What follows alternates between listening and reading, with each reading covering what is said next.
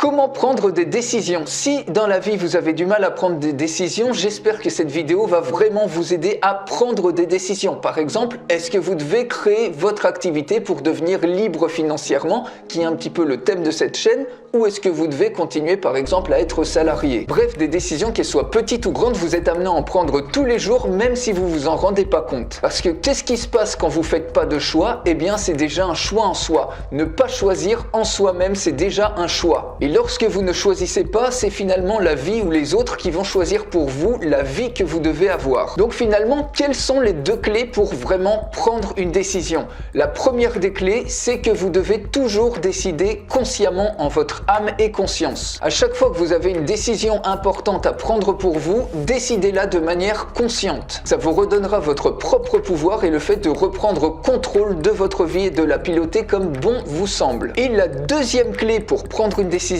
c'est de prendre une décision toujours en fonction de la personne que ça va vous permettre de devenir, en fonction de la nécessité de progresser et non pas en fonction de la douleur ou de l'inconfort que cette décision va apporter dans votre vie. L'énorme majorité des gens, comment ils décident? Ils décident en fonction de la facilité et du plaisir. Mais pour prendre une décision, ce qui vous importe, c'est de vous demander: est-ce que ça va me permettre de progresser et de devenir une meilleure version de moi-même? Certes, la décision que vous allez prendre, peut-être que ça va vous apporter de l'inconfort, peut-être que ça va pas être agréable, mais c'est important de la prendre pour vous-même pouvoir vous dépasser, pouvoir devenir une meilleure version et pouvoir vous permettre d'évoluer et de progresser. Donc ne décidez jamais en fonction de la facilité ou du plaisir que ça va vous apporter, mais en fonction de la personne que ça va vous permettre de devenir. Et ça rejoint énormément le fait d'oser prendre des risques. Il faut savoir que créer, que ça soit créer votre activité ou créer quoi que ce soit, c'est toujours risqué. Et c'est la raison pour laquelle l'immense majorité des gens finalement ne va jamais prendre de risques dans leur vie. Et ne pas prendre de risques, c'est finalement à moyen ou long terme préférer les regrets. Le fait de prendre un risque, c'est déjà une victoire en soi puisque ça va vous permettre de grandir et de vous enrichir. Sans prise de risque, vous ne pourrez pas avoir de victoire et bien souvent, plus la prise de risque sera grande,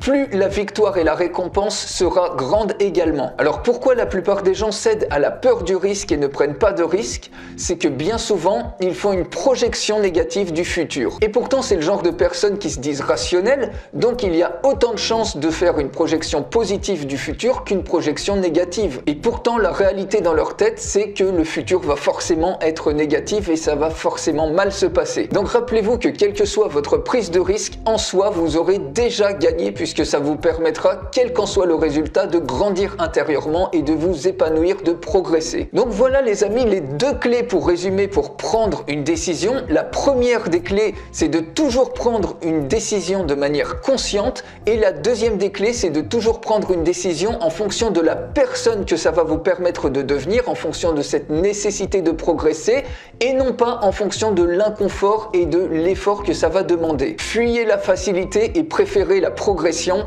Je vous souhaite une excellente journée.